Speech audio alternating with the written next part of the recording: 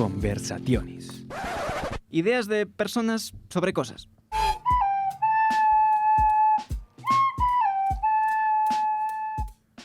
Os damos la bienvenida a Conversaciones, el programa en el que trataremos ideas de personas sobre cosas. Hoy escucharemos qué opinan Rubens, Erasmo de Rotterdam y Rashkumar Hirani sobre la estupidez. La voz que se habla ahora es la de Fran Cabañas. Para tratar este tema cuento con una persona estúpidamente guapa y también idiota. Andrés Rodríguez. Qué girito, ¿Te ha gustado, Qué juguetones. Es que venimos hoy. tontorrones hoy. Venimos tontitos, venimos... ¿Cómo debe ser? Sí, en realidad es algo ya casi a valorar y todo. Sí. Hay que valorar estas cosas porque si no, ¿quién lo va a hacer? Yo, así para ir calentando un poco, quería preguntarte ¿cuál es tu forma favorita de llamar a alguien idiota? O imbécil o tonto o algo por el estilo. En realidad depende mucho, pero hay veces, por ejemplo, que me sale... Es verdad que con personas concretas el decir qué idiota o qué imbécil... pero además de forma cariñosa. Pero forma así afable. algo un poco más de nicho, como yo que sé, mequetrefe, pelele o tontainas. Cenutrio me gusta Cenutrio mucho. es muy sólida.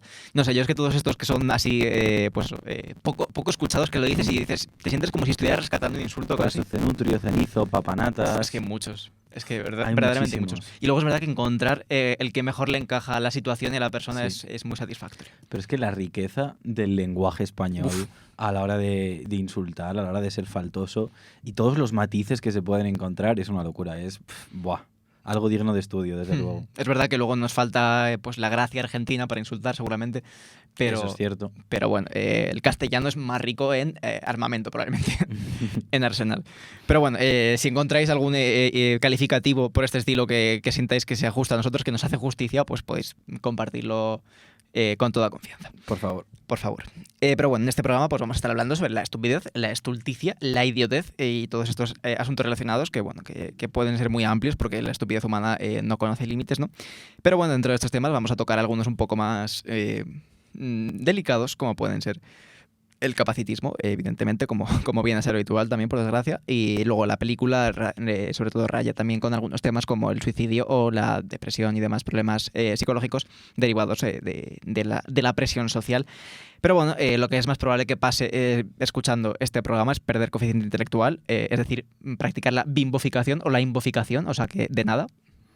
Iba a decir que no nos hacemos responsables, pero podemos también decir que de nada. Depende, o sea, si os parece guay, nos hacemos responsables, si no, no. Me vale, es mojarse cero, pero me vale. Exactamente, y no es lo que estamos haciendo aquí todo el rato. En fin, pues si quieres vamos a empezar a mojarnos un poquito con los contenidos, a meter el pie en los contenidos. No, sí. Mientras el agua esté calentita... Bueno, vamos a ver si está calentita. Vamos a empezar con un cuadro, como siempre. Concretamente hablamos de la sabiduría y la ignorancia, que bueno, es un título que se le ha dado al cuadro un poco a la remanguille, porque es un cuadro, una pintura, un dibujo casi anónimo, que se data por la segunda mitad del siglo XVIII y representa a Minerva, a la diosa romana de la inteligencia, de la sabiduría más bien, rechazando a dos personas o rechazando a una persona con una tercera mirando o algo por el estilo. Sí. Hay una tercera figura, como bien dices, al fondo, que es una figura femenina que está pues viendo ese enfrentamiento, ¿no?, entre Minerva y una mujer asno. Como bien sabemos, pues esas orejas de asno indican precisamente esa necedad, esa ignorancia, la estupidez realmente del ser humano. Y bueno, esto es lo que representa, ¿no?, estos dos conceptos enfrentados de inteligencia con la diosa de la sabiduría, con Minerva, y la estupidez con esta mujer asno, pues enfrentados entre sí. Además, Minerva, en esa parte izquierda de la imagen, mantiene un rostro y una actitud completamente hieráticas y sobre todo altivas ante la persona o las personas que está rechazando. Mantiene la rectitud de su postura, la lanza erguida, el escudo alzado. Y relaciona un poco la inteligencia con la frialdad, con la rectitud y sobre todo pues a nivel visual con las líneas rectas y erguidas, en contraposición a las formas sinuosas, que me recuerda un poco a los memes estos de quién es la persona dominante. Sí, estaba pensando yo también esto de los incels. En fin, pero en este caso la persona dominante es claramente Minerva, que está rechazando, y además yo quiero pensar que está rechazando a ambas porque la del fondo tiene una actitud ligeramente provocativa, y quiero pensar que Minerva también está rechazando a lo horny porque es incompatible con la sabiduría. No sé si coincides con esta apreciación. A ver, además la mujer asno puede ser considerada un furro, ¿no? Entonces, Sí, además está rechazando la degeneración, que es muy importante. claro. No, sí, además como dices, pues las otras dos figuras que no son Minerva parecen sentirse afligidas y sus rostros pues no indican precisamente, no muestran la determinación y la seriedad que vemos en la cara de Minerva, sino todo lo contrario. Vemos mucha más emoción y es que también podrían ser los conceptos enfrentados de racionalidad y emocionalidad. A palabras necias, oídos sordos, porque al fin y al cabo el refranero español es más inteligente que cualquier diosa de la sabiduría. Pero bueno, por ahora vamos a pasar a otra dupla, a otra imagen compuesta de nuevo por estos dos mismos elementos, como son el de la inteligencia, pero esta contraposición de dos elementos. En este caso hablamos de Heráclito y Demócrito, concretamente de Rubens, aunque hay infinidad de este tropo artístico en el cual se contraponen a dos sabios, en este caso son dos sabios, pero de actitudes muy diferentes ante la vida. Y como bien dices, hay un cojón de reinterpretaciones de estas dos personas, de estos dos filósofos, de Heráclito y de Demócrito, que aparecen, de hecho, tanto juntos como por separado y, como decimos, pues por dibujados, ¿no? Pintados por una barbaridad de autores.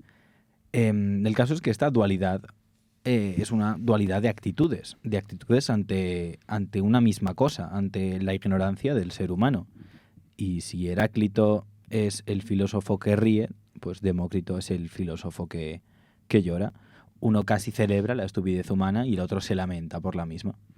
Heráclito efectivamente se considera el llorón, el quejica, el más existencialista, aunque bueno, realmente al parecer no hay ningún... Espera, ¿cuál es cuál? Porque yo lo he dicho al revés. No sé. Creo que Heráclito, en teoría, creo que Heráclito es el llorón, pero bueno, hay yo un lo llorón, tengo al revés, pero... hay un payaso triste y un payaso contento. En cualquier caso, según tengo entendido, no hay registros fiables de que eso fuera así, sino que eran más bien estereotipos, o sea que al fin y al cabo también era parte de una forma de la gente de la época de burlarse de estos dos filósofos, ya diciendo, pues, mostrando un poco cómo ambos extremos son criticables o son vistos como negativos, porque evidentemente ni ser un llorón quejica ni ser un hippie de mierda es lo más adecuado. Pero bueno, en general, sí nos hablan un poco de cómo la perspectiva, bueno, la visión filosófica, un conocimiento más profundo y más sesudo del mundo, dan lugar a, o bien, y aparentemente son incluso compatibles, a saber tanto del mundo que te das cuenta de que todo es una mierda, o a saber tanto del mundo que tienes una visión más positiva. Yo he de decir que me siento más cerca de Heráclito. Veo mucho más sano tomarnos nuestra estupidez a cachondeo y pensar un poco que qué importa que seamos tontos. Sí, bueno, al fin y al cabo, aquí estamos defendiendo la bimboficación, o sea que... De hecho, iba a decir que Heráclito es el primer filósofo pro bimboficación. Sí, totalmente.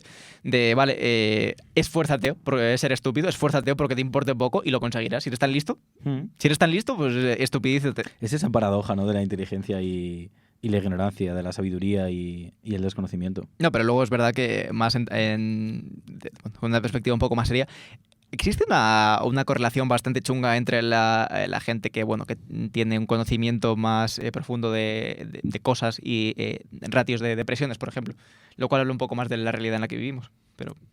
No quería pensar en ello ahora mismo, la verdad. Bueno, pues entonces si quieres vamos a ir pasando de contenidos.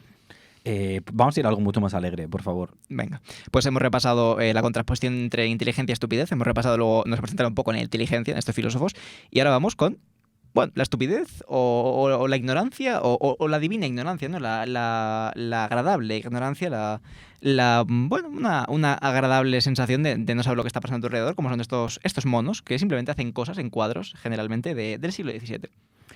Sí, es que nos hemos leído un articulito de Res Obscura en el que se responde realmente a la pregunta de por qué hay tantas pinturas, tantos óleos del siglo XVII en los que salen monos emborrachándose. Para empezar, responde una pregunta que yo no era consciente de que tenía en mi interior, pero efectivamente la tenía. ¿Por qué hay tantos monos emborrachándose en cuadros del siglo XVII?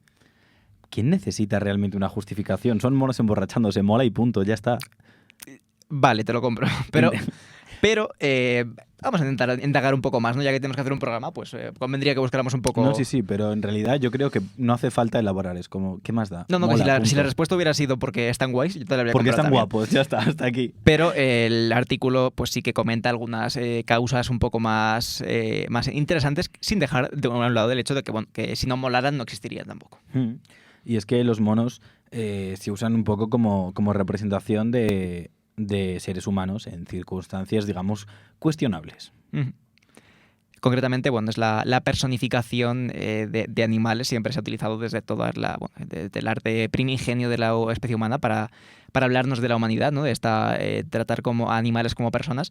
Por un lado, por nuestro interés genuino en los animales, y por otro lado, para despersonificar humanos y poder hacer pues fábulas y narrativas un poco más amenas y que no atacasen de forma tan directa al género humano. Sí, es que la sátira social muchas veces tira por ahí, por poner un filtro y tomar cierta distancia, ¿no? Transmutando la figura humana para convertirla en un animal o para representarla a través de él. Y algo que me ha flipado y he descubierto al leer este artículo ha sido que existe todo un género pictórico, el Shinjegi, que consiste en eso, en monos con actitudes humanas. Me flipa. Y mi siguiente pregunta es, ¿por qué no está en el temario de todas las clases de historia del arte de todo el instituto? O sea, ¿Por qué no se conoce más esta movida? Pero bueno, el caso sí que no solo en general se utilizan los animales en todo tipo de obras pictóricas para representar a los seres humanos, concretamente se utilizan los monos muy a menudo, y muy a menudo precisamente por esto que comentábamos ayer de lo simiesco como una deformación de lo humano o una degeneración de lo humano hacia lo más inmediatamente cercano en el reino animal, se utiliza para criticar pues cualquier tipo de actitud pues criticable o negativa del ser humano, y normalmente de forma un poco ácida, pero también con un toque de humor que hace que sea casi entrañable, casi redimible, ¿no? A ver, realmente se representan pues actitudes que, como bien dices, son bastante cuestionables, como pueden ser sencillamente el ir borracho, u otras que incluso pueden ser perjudiciales, como son las adicciones, como es jugar a las cartas, por ejemplo, de manera compulsiva, o incluso hay un cuadro en el que los monos salen vendiendo tulipanes como si fueran, como si estuvieran haciendo narcotráfico realmente, o algún tipo de chanchullo con el que luego pagarse otras drogas.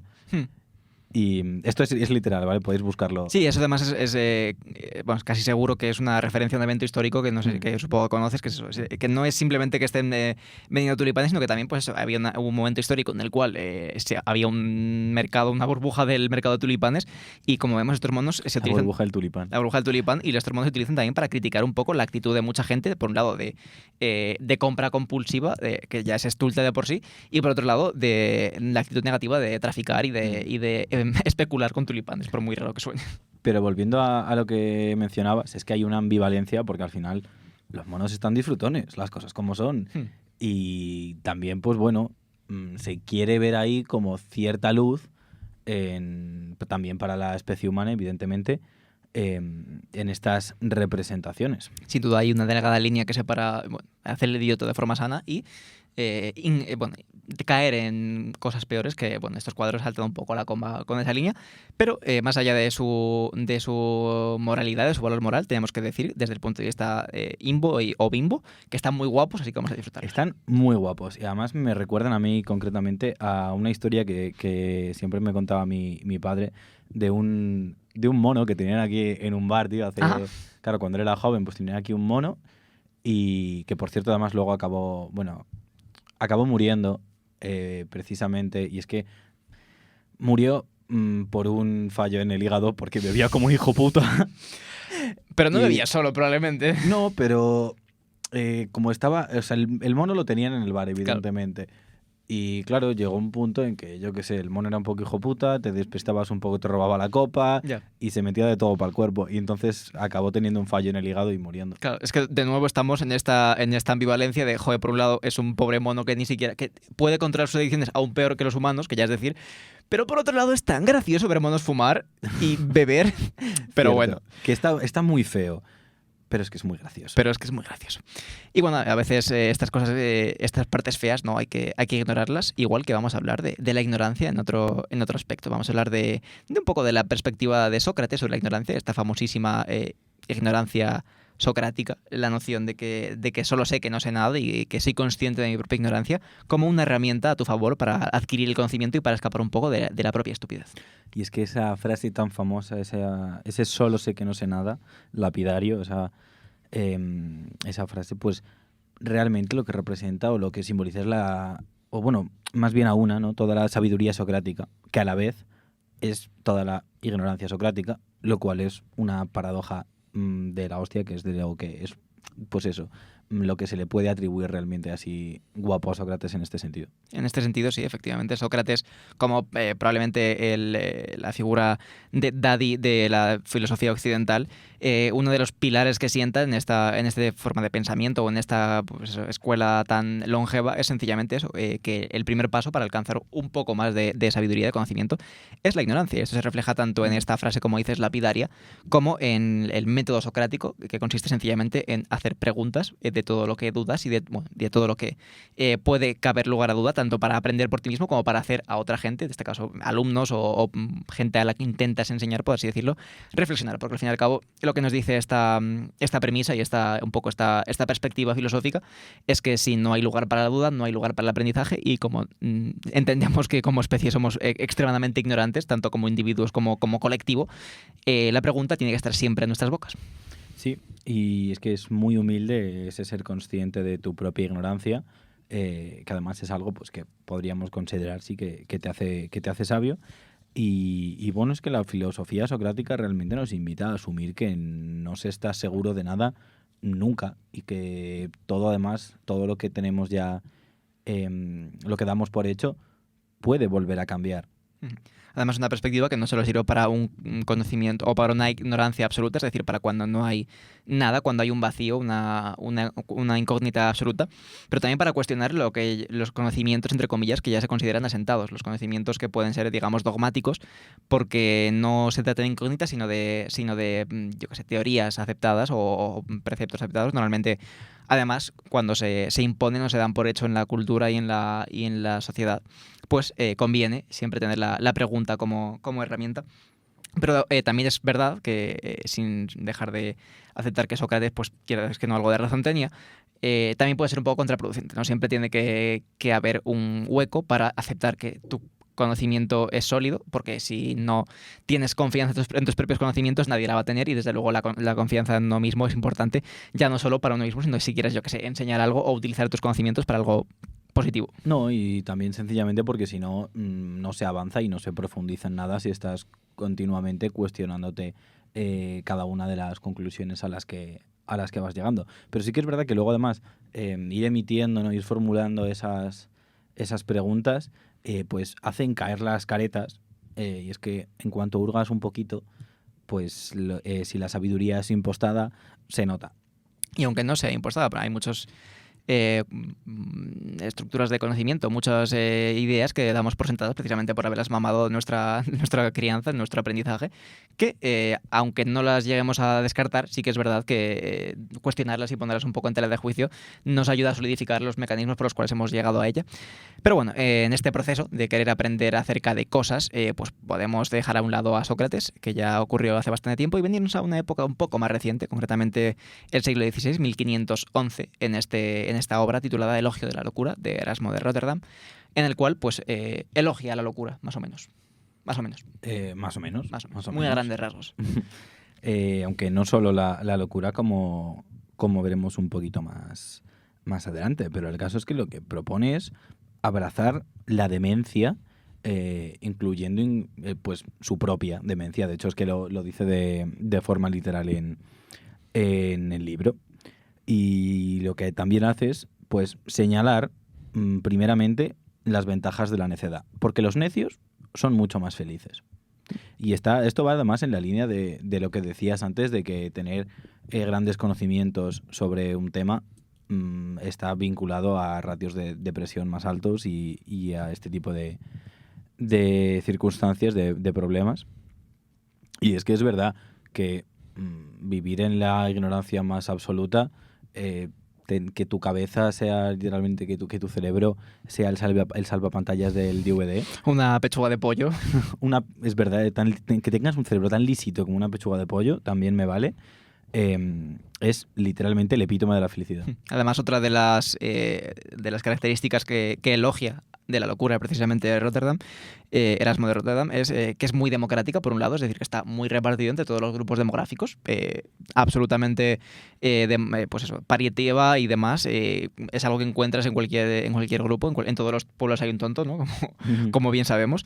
Y además es la amplia mayoría, ¿no? O podemos considerar que la mayoría de gente no es brillante, no es como la gente esta de la que hablábamos ayer, que está muy por encima de la media, sino que la mayoría de la gente es mediocre y si tiene conocimientos profundos es en un tema en concreto y poco más. Entonces, pues eso, formar parte de un rebaño también, quieras que no, es agradable. Sí, y es que al final la ignorancia nos inunda a todos. Quizá a unos en más aspectos que a otros, pero es algo que todos compartimos y todos obtenemos ciertos beneficios de la misma. Además, tiene muchas nociones relacionadas que el propio autor elogia de nuevo, como son el narcisismo, la adulación, el olvido, la pereza, la demencia, la irreflexión, la intemperancia, el sueño profundo, que es algo que también gusta bastante, y la ceguera, ¿no? Ya ni siquiera entender, sino no ver. I pretend, I do not see, I am looking away, y ya está. Y elijo que la realidad no existe y pues bimboficación, si es que es a donde vamos a ir volviendo todo el rato. Y es que todos estos conceptos que has mencionado, o más bien su personificación, son los panitas de la protagonista, ¿no?, de este libro, que es la locura, que está representada como una diosa hija de Pluto y de la juventud, y criada por la ebriedad y la ignorancia. ¿Quién pudiera, verdaderamente? Dios los cría y ellos se juntan, ¿eh? Totalmente. Pero sin embargo, todos tienen beneficios, hemos de decir, sobre la experiencia humana. Hombre, y de hecho, ya no solo que en general tenga beneficios, sino que es necesario una parte de esto, incluso aunque quiera ser un sabio y una persona muy inteligente, a veces simplemente hay que relajarse y dejar que tu ignorancia pues se asiente y no pensar, básicamente. Es cierto. A veces, pues el descanso, si eres muy listo, el descanso consiste en dejar el encefalograma plano. Ya lo dijo Muten-Roch, el descanso es tan importante como el entrenamiento. Efectivamente. De Rotterdam y de Sócrates a Muten-Roshi y vamos directamente a Paul Tabori en un libro un poco más elaborado, un poco más, un poco más extenso, ¿no? Que nos habla, desde una perspectiva más contemporánea, aunque bastante relacionada con la historia de la estupidez humana, de lo que ha sido la idiotez del género humano a lo largo de toda la historia conocida, que no es precisamente poca ni fácil de enumerar. Nos trae ejemplos por un tubo y estoy convencido de que se quedaron en el tintero no sabemos cuántos. Y recordando aquel concepto que hablamos en su momento de Unamuno, ¿cómo era? La historia La intrahistoria. Oculta. Eso, la intrahistoria. La intrahistoria de la estupidez humana tiene que ser abismal. Si esto es la historia, imagínate la intrahistoria. Claro, imagínate cada pequeña estupidez sí. cometida en cada cocina de cada casa a lo largo de todos los miles de años de especie humana. Es que es una locura. Sí. De hecho, es que ya solo pensando en la intrahistoria de nuestra propia estupidez, todas esas cosas que no contamos por vergüenza de lo ridículas que han sido, imagínate los de la humanidad entera. En fin, se me está ocurriendo cosas. Vamos a pasar a entrar un poco, ¿no? En vez de pues, abundar en nuestros propios ejemplos, que seguramente también podremos estar aquí un rato, vamos a hablar de lo que hace Tabori. Es más que un análisis en profundidad o que un análisis estructural, lo que hace es coger pues, un huevo de ejemplos y pues, elaborar y explicar un poco en qué consistían de forma muy amena. Además es un libro muy recomendable si te apetece leer estupideces, porque sencillamente coges uno, te lo lees, son 2 hojitas o 3 en los que te cuentan cosas que han hecho los seres humanos, te sientes muy listo, que también se aprecia, y sigues adelante. ¿Cuál es tu ejemplo favorito? No tengo que tener mi favorito todavía. Bueno, ¿cuál es un ejemplo que te gusta? Pero uno que me ha gustado mucho es el de los españoles en el Nuevo Mundo, que estaban obcecadísimos con encontrar el Dorado y estuvieron pues completamente ciegos. Estuvieron durante 3 siglos ultrajando y registrando cada rincón de las recién descubiertas civilizaciones y bueno, ya que estaban pues de paso ejecutando un genocidio y esas cosas, ¿no? Ajá. Pero el caso es que en todo momento pues tenían el oro literalmente bajo sus pies y frente a sus narices y no se pisparon, no lo vieron durante 3 siglos. Sí, además es eso que ya muy relacionado con la estupidez está el sentirse inteligente, que se correlaciona de forma muy efectiva con lo estúpido que eres. Claro, y además es que esto era como, vamos a ver, os estáis bañando en los ríos por los que literalmente estáis, o sea, luego han encontrado que va bajando el oro. Hay hay que estar muy ciego para no verlo, hay que ser muy tonto. Sí, pero bueno, eso que yo supongo que ir con la mentalidad de Dios me ha elegido para conquistar el mundo, quieras que no, te deja un poco difícil lo de ver la realidad tal y como es. Pero bueno, yo quería rescatar uno de los fragmentos o de los ejemplos que venían en este libro, como son los Skopsi. Bueno, hay muchas consonantes ahí juntas. El caso es que Skopsi o Skopsi son... ¿Por qué siempre te saboteas a ti mismo Es que cogiendo palabras tan me gustan las tan cosas con nombres exóticas? difíciles, es casualidad, no es estupidez. Bueno, igual sí puede ser. Bueno, Acabas de tener una revelación. sí. Una epifanía. Los Skopsi fueron una de las sectas más a la vez horribles y estúpidas de la historia de la humanidad. Y básicamente lo que hacían, nos habla de un poco de su historia y de que ya llevan pululando por la historia humana desde antes del cristianismo, ¿no? Pero básicamente lo que hacían era castrar gente. Se les había puesto en las narices que Dios estaba ofendido por la existencia de genitales. Pero eran una secta cristiana. Religiosa.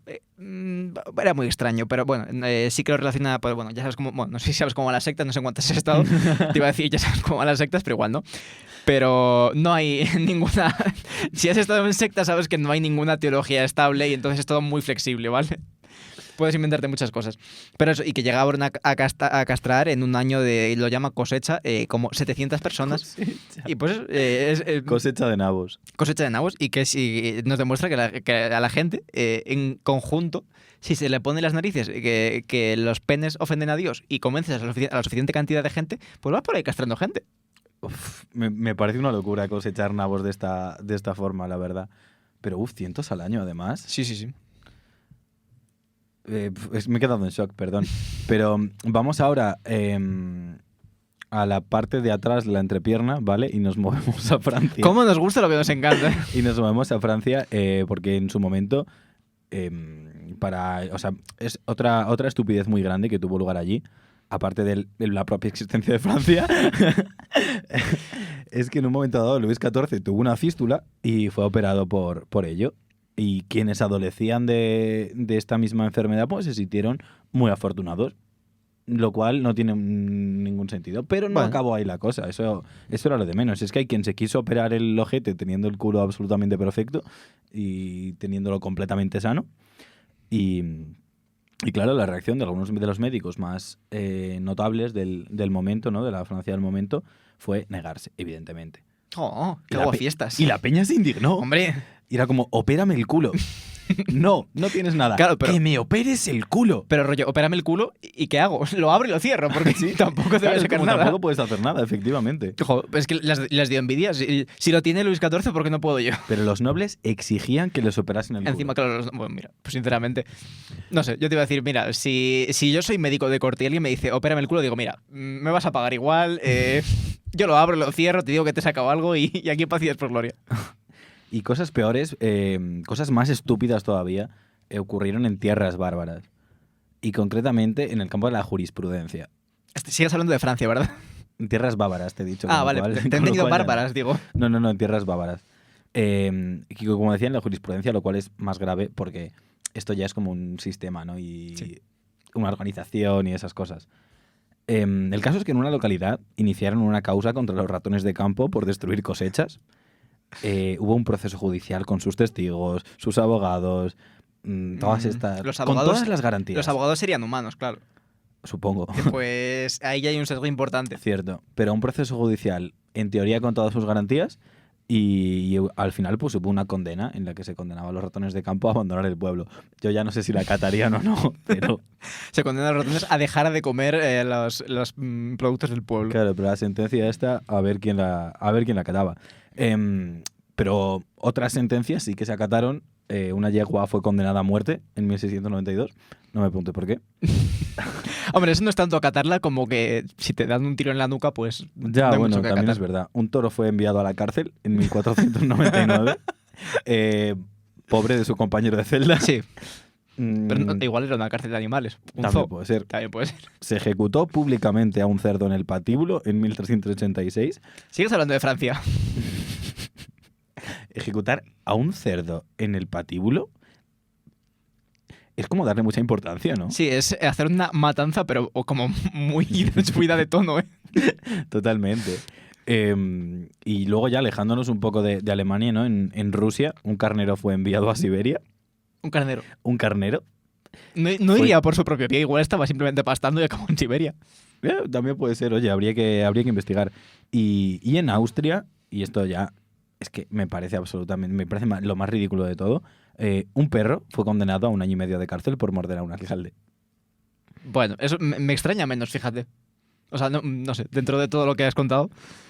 Pero bueno, efectivamente en el campo de la jurisprudencia no se libra tampoco, pero bueno, yo quería también traer probablemente el otro ejemplo que me ha llamado más la atención y que es un poco más, tiene un poco más de chicha, ¿no? Que son todas estas epidemias de baile y de delirio colectivo, que no sé si has oído algún ejemplo o sabes de qué te hablo, pero hay muchos registros en la historia de pueblos en los que de repente hay histeria colectiva y la gente empieza a bailar y se registra, lo que registran los textos de la época es que la gente literalmente no puede dejar de bailar, que es una especie de caso de paranoia colectiva que se sugestionan unos a otros o aceptas la versión pues, mística de pactos con el diablo y demás, pero si aceptas la científica es sencillamente una sugestión colectiva brutal que convierte a una persona racional en una parte de una secta de un día para otro.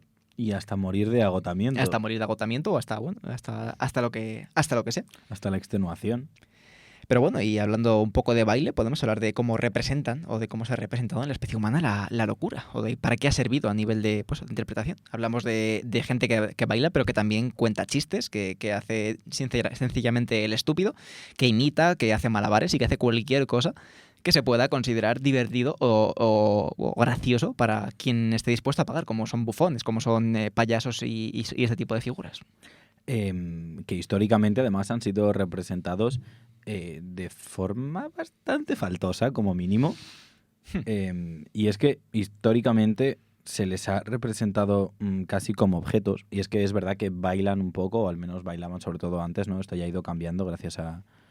iba a decir gracias a Dios, pero no, gracias al avance, supongo, al avance social. Pero en fin, estaban un poco siempre bailando en una fina línea entre ser el sujeto que causa risa o un objeto de risa. Y como decía, pues históricamente han sido más bien considerados objetos, han sido más bien entendidos como tal, lo cual se evidencia de forma muy clara en las representaciones pictóricas de bufones continuamente con taras físicas, entre otras cosas. Pero otra línea entre la que también bueno, está saltando, ¿no? Solo de objeto y sujeto de la risa, sino también la del desgraciado más bajo de la casta del pueblo y una persona que es la única a la que se le permite faltar el respeto al rey. Es en esa línea también en la que son muy interesantes los bufones como figuras a los que se le permite absolutamente todo, siempre y cuando, de algún modo, la autoridad más alta, que normalmente pues, en la época era pues, nobles y reyes y demás, los tolere. Y mientras que los tolere, además, se considera o se entiende históricamente que gran parte de su atractivo para las figuras de poder era precisamente su capacidad para ridiculizar e imitar los comportamientos de la gente poderosa. Entonces, pues eso, están saltando ahí una comba muy delicada en la cual si son graciosos se va a considerar una sátira finísima, pero si son ligeramente más ofensivos que graciosos, probablemente acaben como el cerdo aquel en la guillotina, en el patíbulo en un momentito. Sí, y realmente eso sí, hay que decir que estas faltas de respeto pues era algo que sufrían permanentemente porque era una profesión, ¿no? Y una figura que no estaba ni respetada ni valorada lo más mínimamente por nadie en realidad. Y bueno, es verdad que además tenían que aceptar eso y ser un poco autoconscientes, ¿no? Y jugar precisamente a estar ahí en esas líneas, pero sabiendo que realmente iban ya con todo perdido desde un principio, como quien dice, y lo único que podían era prácticamente ganar. Que es verdad que ahora ya no, ahora hacer reír pues es una profesión más y ya son personas más allá de la comedia, ¿no? Quienes se dedican a hacernos reír y no tienen, no están tan cerrados, tan cuadriculados en su propia identidad. La representación más abundante de estas figuras, ¿no? Es la de Velázquez, que representaba un montón, era retratista de la corte, evidentemente, y entre algún noble y demás, representó también varios bufones. Y aquí vemos, pues sí, que hay un elemento ya no solo de objetificación por su profesión o su ocupación, sino de ya un sesgo de la gente que se dedica a estas cosas, que era generalmente, o en muchos casos, gente con deformidades, con problemas, malformaciones físicas, que evidentemente pues no es lo más adecuado. Pero además, sí, como dices, esta figura, precisamente porque a pesar de sus problemas tiene un gran valor social, como es el de pues, hacer reír, y hacer reír a menudo con una reflexión un poco más profunda, como es la de esta contraposición del poder que se entiende recto con la estupidez del bufón. Y se han ido modernizando hasta la figura del payaso, ¿no? de este mucho más contemporáneo, que más que ridiculizar a la sociedad, hoy en día ridiculiza a la gente más en general, pues ya en un contexto de sociedad de masas es más lógico, ¿no? que el objeto de su chiste, de su broma, sea la persona del día a día. Sí, y como bien indicas, pues ha habido una profesionalización realmente de la figura del bufón, de la figura del payaso. Y no solo eso, no es que ahora sea un trabajo más y sea algo mucho más serio, digamos, o mucho más respetable y algo a valorar, sino que además incluso hay pues cierta rama, ¿no? de esta profesión que tiene una labor social aún más importante que la de hacer reír. Y es que podemos pensar en los payasos de hospital y la gran labor que hacen, dando un respiro, ¿no? Convirtiéndose en un oasis para niños y personas que lo están pasando verdaderamente mal, enfrentándose a alguna enfermedad. Efectivamente. Generalmente podemos entender que simplemente siendo graciosos, ¿no? Técnicamente haciendo reír a la gente, ya es suficiente, pero podemos mirar un poco más en profundidad y ver que que nos ofrece tanto alivio de este tipo de trabajo, sobre todo de cuando estás enfrentándote a la muerte o a una enfermedad muy, muy jodida. Y es el tomarse la vida menos en serio. Lo que ofrece el payaso es quitarle hierro a absolutamente todo, a ridiculizar la existencia misma, por extensión de tratarse a sí mismo como actor, como intérprete, con poco respeto, como el bufón de la corte, de forma casi literal. Lo que hace es dar la sensación a la gente de que, de que no es todo tan importante y de que la burla tiene este papel. Y es que del mismo modo que ocurre en el cine, por ejemplo, pues en la vida también, cuando hay una broma, cuando hay un chiste, cuando hay algo sencillamente gracioso, además envuelto en una atmósfera de drama, siempre el tono se rebaja un montón.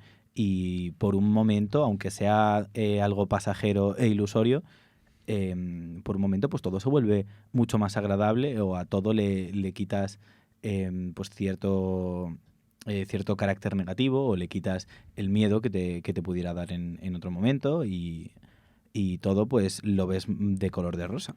Al fin y al cabo, los seres humanos somos monillos, monetes venidos un poco arriba, un poco con ínfulas de grandeza, ¿no?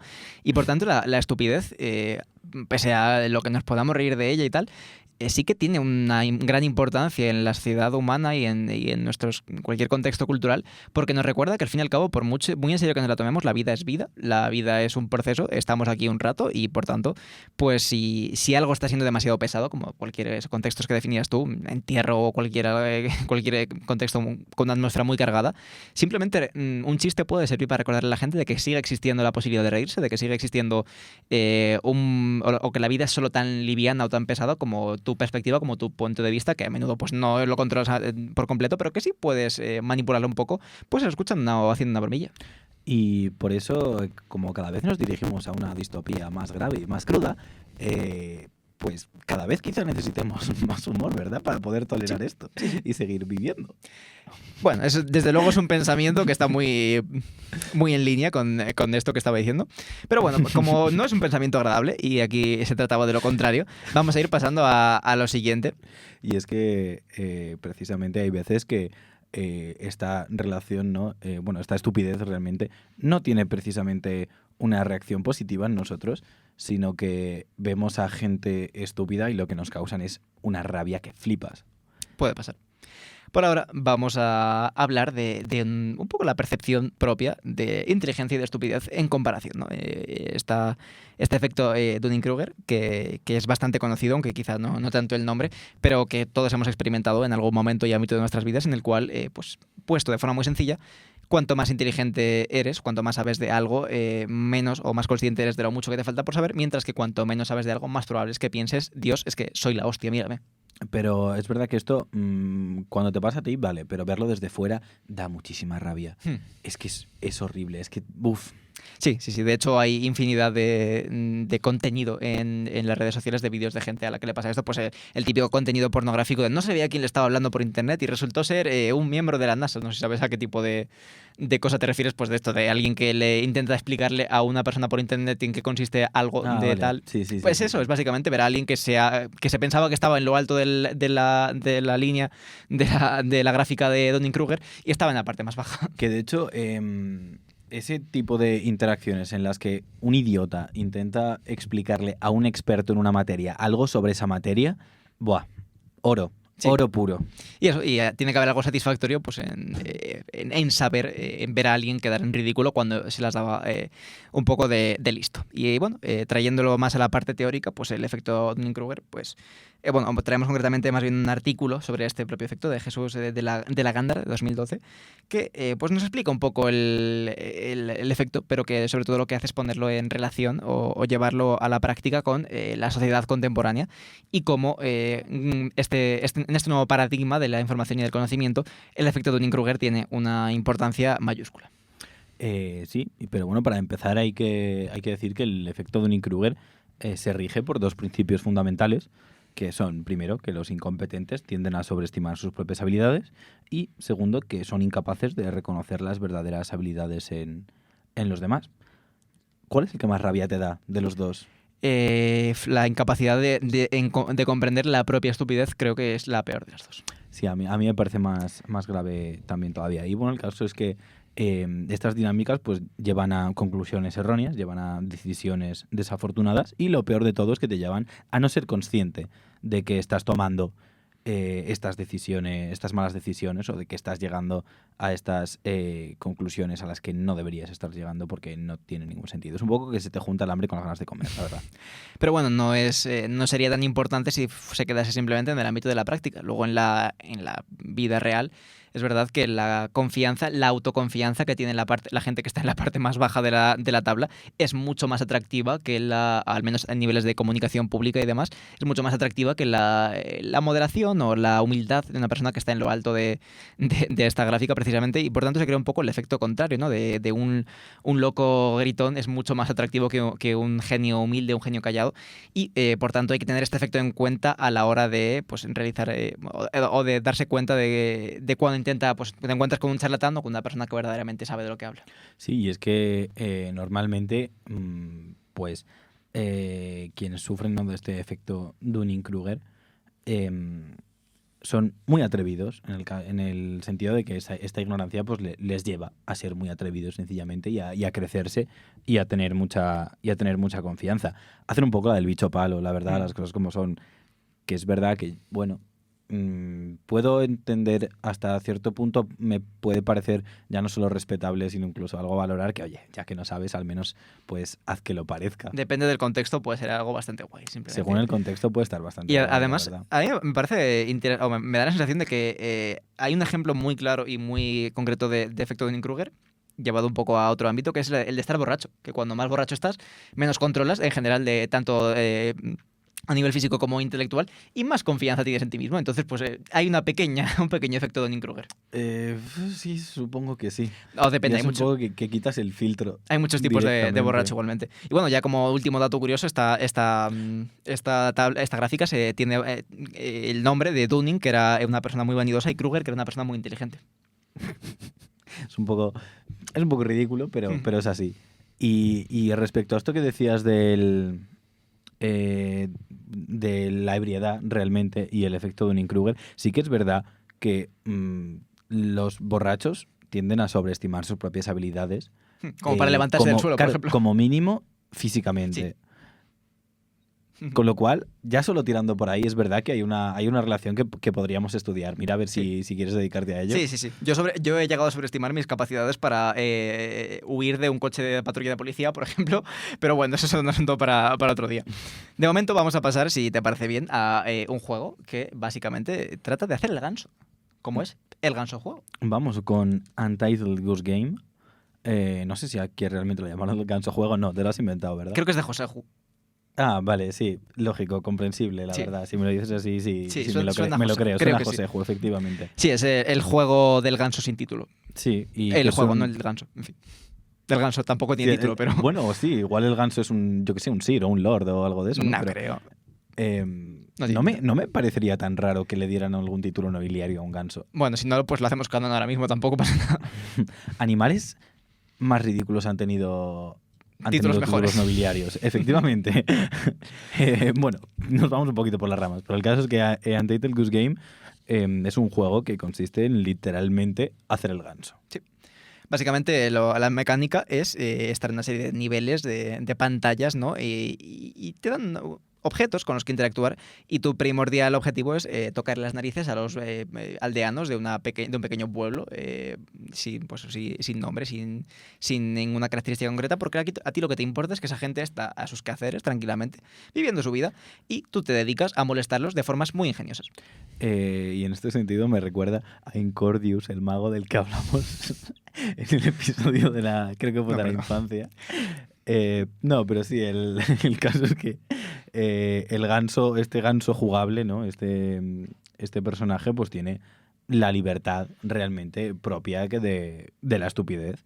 Y lo que te invita a hacer el juego es a disfrutar sin pensar en las consecuencias, hacer un poco el cafre según vas por el mapa.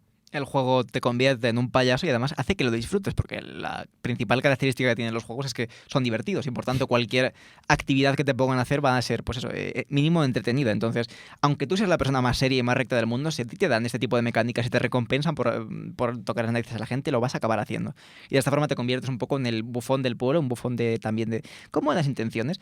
Y que podemos entender que, bueno, que sencillamente cumple una función social, porque aunque en parte esté molestando y en parte sea sin que nadie se lo pida, también existe un valor en hacer que la gente se ría cuando no lo ha pedido. Realmente es una figura encomiable, porque es ese vacilón, pero que es ciertamente afable, que molesta, pero a la vez se le tolera porque los agravios que hace al final son leves, no son nada especialmente grave y los hace con un carisma ineludible que es que no te puedes enfadar con él. Claro, y al final pues es eso, es el equilibrio o también no deja de ser un bufón, ¿no? Un payaso, así que juega con el mismo equilibrio, la misma línea, ¿no? Efectivamente estás vacilando gente, estás en principio haciendo algo que se considera estrictamente negativo, es decir, haciendo a que alguien pase un mal rato, pero si lo haces con el equilibrio justo y haces que sea gracioso, pues es una función social como cualquier otra, alegrar la vida de la gente, igual que la gente que está haciendo cosas por la calle, por las ramblas y demás, que pues igual a ti no te apetece interactuar con alguien que está haciendo el imbécil por la calle, pero él está en su derecho a hacer el imbécil en la calle. Sí, y es verdad que al final está rebajando el tono general que pueda tener la atmósfera, ¿no? Y está, pues eso, como decías antes, recordándote una vez más que a veces la vida está guay y que hay hueco para reír y para sonreír. Y que si tienes que relajarte, pues relájate y échate unas risas. Porque tenemos que aceptar la locura, tenemos que aceptar la estupidez y tenemos que aceptar que a veces todos somos locos, todos somos estúpidos, como nos dice esta canción que vamos a poner para ir a descansar un ratillo, de que decir tantas estupideces cansa. Hablamos de full, de loco o de estúpido. Esta canción de Cave Town, del álbum Lemon Boy, para todas las lesbianas no binarias que nos escuchan, que sé que gusta mucho Cave Town, y que básicamente este cantante nos dice que está loco de amor, básicamente, y que la otra persona pues también lo está. Sí, es que reconoce la estupidez en ambas partes de un amor, aunque sean por motivos distintos. Y ya no solo eso, sino que reconoce además las locuras y estupideces pues que se hacen en nombre del amor. La última la tenemos muy reciente. Juraría que Will Smith dijo que lo que hizo lo hizo en nombre del amor. No vamos a entrar en eso ni de coña, por favor, efectivamente, pero Pero es un ejemplo más de Sí. las locuras que se hacen por amor, o al menos con el amor como excusa. Es lo mismo que dice la cantante de lo irracional que haces por enchochamiento, que de nuevo no es lo idóneo, no deberías estar haciendo esas cosas, pero a veces hay que aceptar que estás en estado mental alterado y aunque no sea el mejor estado mental para tomar decisiones, igual pues a veces se toman malas decisiones por precisamente este estado. Tienes que a veces aceptar que eres un loco. Y es que la emoción hay veces que nos ciega y que nos nubla la razón, ¿no? Y estas emociones hay veces que son incluso peores que el alcohol en ese sentido. Y por eso, hazte una gallola, mi cuco. La post-nut clarity Sí. es lo que puede solucionar este tipo de cosas, es lo que nos puede llevar a no tomar malas decisiones y a no hacer estupideces. En fin, nuestro consejo sí, efectivamente, es masturbarse antes de pensar, antes de tomar decisiones para paliar estas cosas. Pero como esto trataba de escuchar una canción, pues vamos a escucharla ya y que nos disculpe Cave Town mientras escuchamos su Full.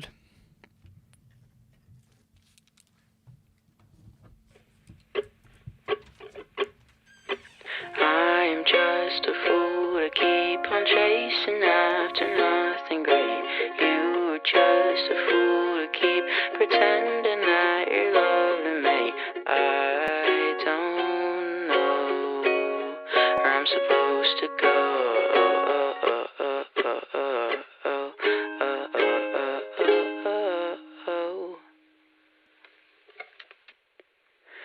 Call me on the phone at 3.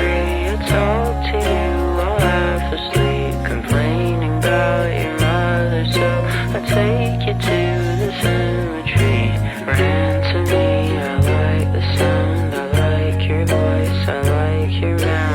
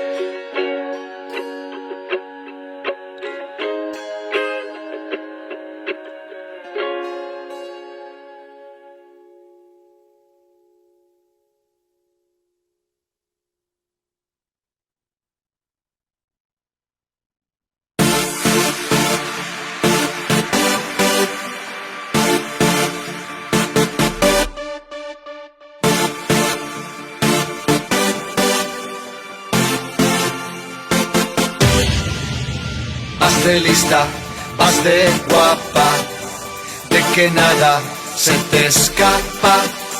Crees que a todos traes de culo. ¿Tú crees ser Sandra Bullock?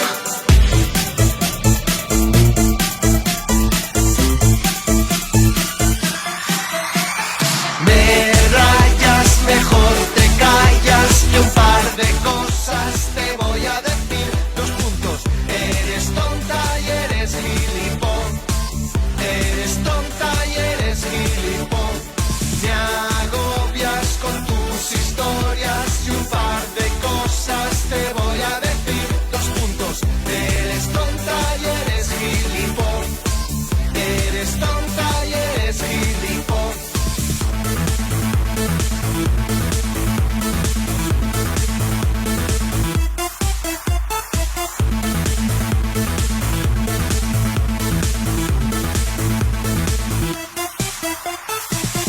Eres tan holocausto, eres tan guerra civil, eres tan peste negra, eres tan feria de abril.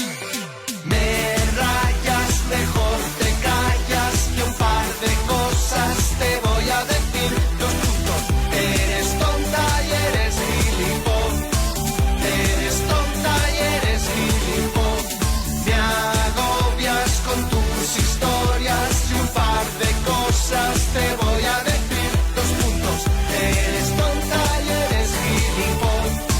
Eres tonta y eres gilipón.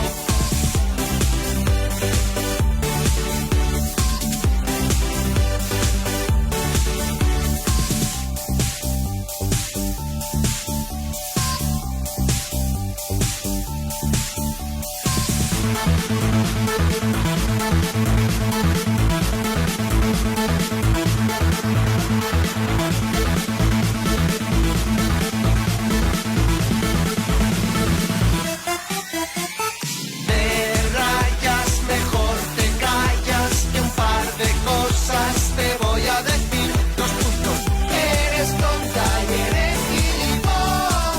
Eres tonta y eres gilipón. Me agobias con tus historias y un par de cosas te voy a decir. 2 puntos, eres tonta y eres gilipón. Eres tonta y eres gilipollas.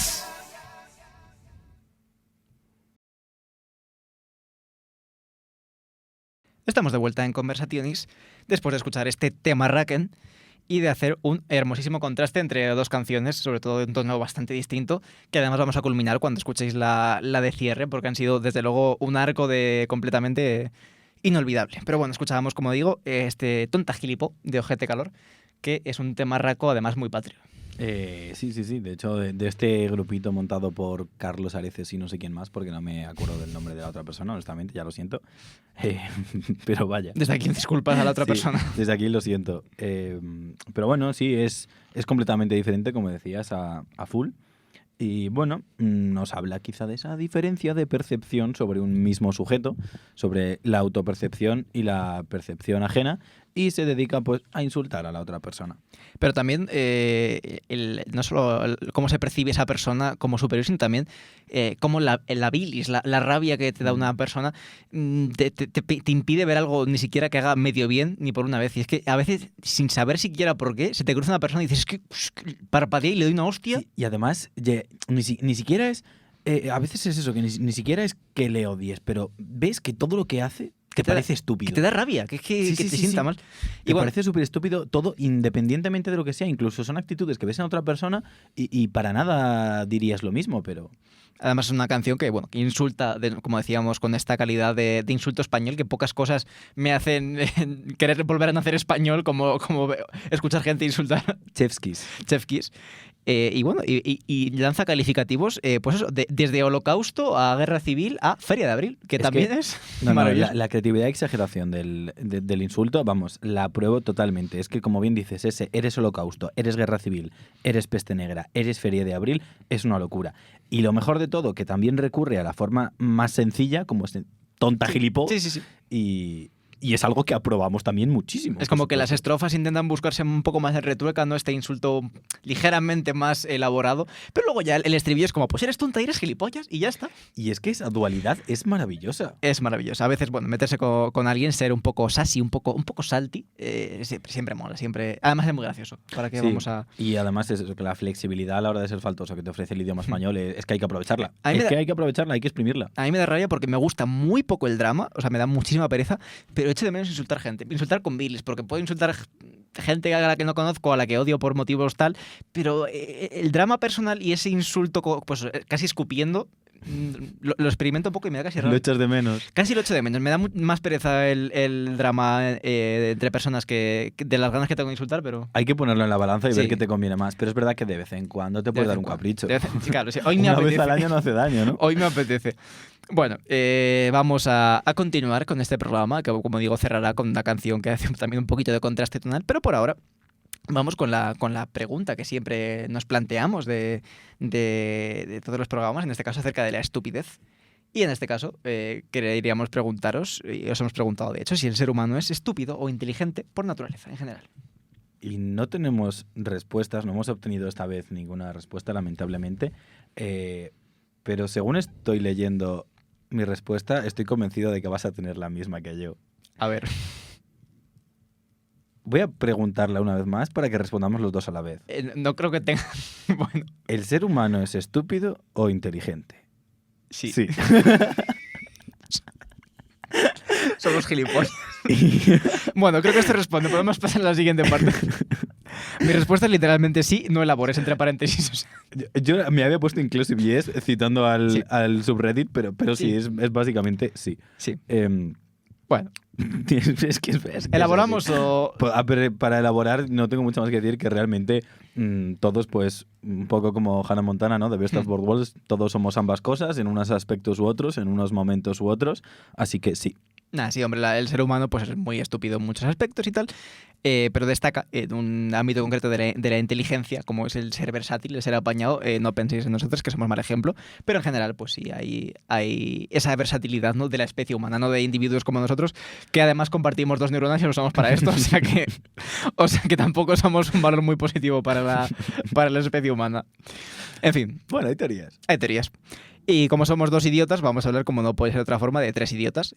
No de 3 idiotas al azar, sino de los 3 idiotas, concretamente de una película de 2009 de Rajkumar Hirani, o como sea de nuevo que se pronuncie. En este caso es India, así que creo que estoy justificada en no saber cómo se pronuncia concretamente, pero es una película bastante famosa, de bastante éxito comercial y relativo éxito crítico, en el cual pues nos narran la historia de un reencuentro entre, bueno, más bien 4 idiotas, o 3 idiotas que buscan a un cuarto idiota, porque 3 de ellos, que no son los 3 después, tenían una relación. En fin, es una cosa un poco extraña, pero básicamente de varios personajes que son idiotas. Sí. De hecho, es que la propia película está repleta de idiotas y de idioteces, ¿Puedo decir la primera idiotez? por supuesto. Es cine indie. En plan, Joder. es cine indie. Es cine indio. Es cine Indie. Efectivamente. Es cine indie. Es cine ¿Cómo es posible que me Es hayas más. dicho mi propio chiste como 10 segundos después y me haya hecho gracia? indie en indie. Efectivamente, es una película hecha en la India, que bueno, que como decimos, pues también da un poco saborete distinto de lo que estamos más acostumbrados al cine occidental o con la influencia de Occidente. Es refrescante, eso desde Es luego. refrescante. Y además, pues sí que demuestra, como es una película bastante comercial de un director muy famoso en la India, pues los patrones ya no solo artísticos del propio director, sino también los más industriales de la industria del cine de Bollywood, como son pues mucha elasticidad de medios y de formatos, pues números musicales de gran calidad, parodias televisivas, formatos, cambio de tono drástico, lógica de dibujos animados incluso.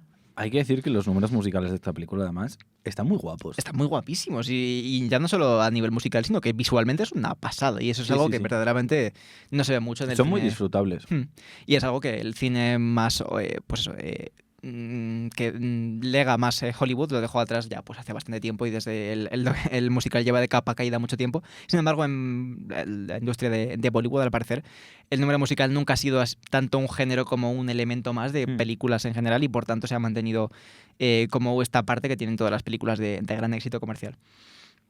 Además, bueno, la película pues tiene un tono exageradísimo y absolutamente idiota, como bien encaja, que utiliza todo. Lo utiliza la música muy exagerada, el Mickey Mousing, ¿no? Este efecto de utilizar música para subrayar las pequeñas acciones, los pequeños momentos o movimientos de los personajes.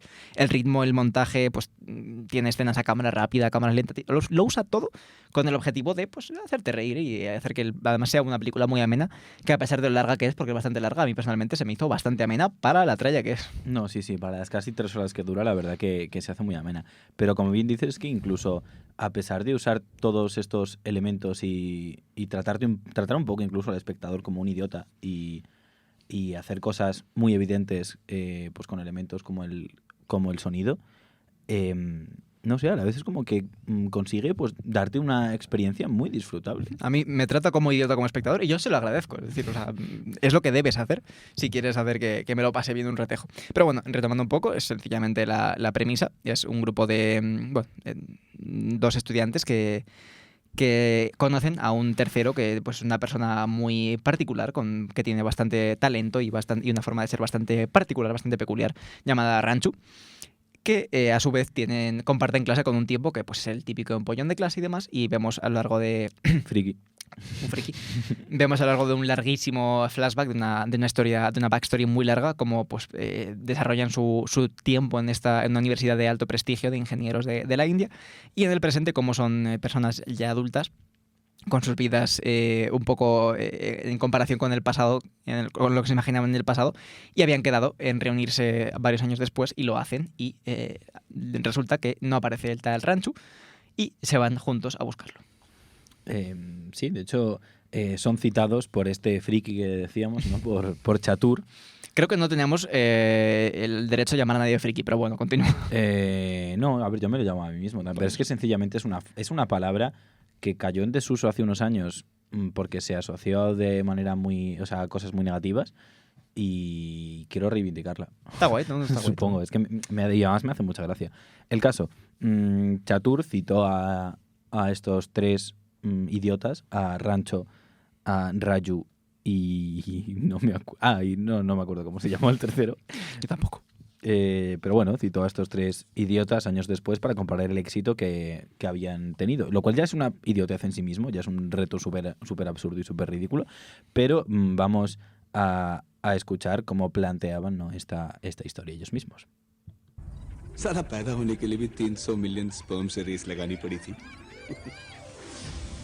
1978 मेरा जन्म 5:15 पे हुआ और 5:16 पर अब्बा ने कहा मेरा बेटा इंजीनियर बनेगा। Farhan Qureshi BTech engineer. And my fate was sealed. मैं क्या बनना चाहता था साला किसी ने पूछा तक नहीं।